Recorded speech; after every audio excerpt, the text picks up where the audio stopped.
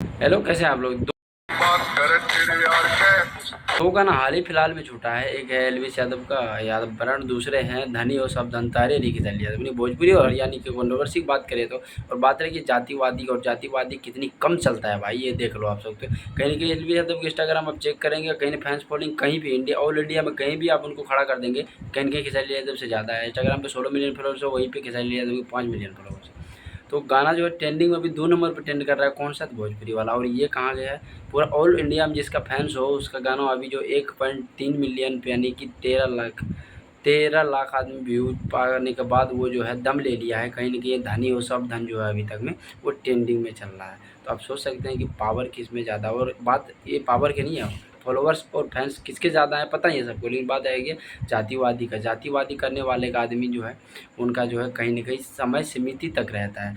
तो यादव ब्रांड जो टाइटल रख दिया है इस पे, तो अभी जो है 3 यानी कि 1.3 मिलियन पे जाकर रुक गया। और कहीं न कहीं वो जो है धनी और सब धन वो फैंस फॉलोइंग कितने यूपी, बिहार और झारखंड 3 ज स्टेट में छोड़ कर के कहीं नहीं सुना जाता ज़्यादातर। और गाना भी कोई भी जो ज़्यादा ख़ास खर्चा कर हुआ नहीं है, बस सिंपल ही गाना है। वो भी अभी 2 नंबर पे 3 नंबर पे ट्रेंड कर रहे थे।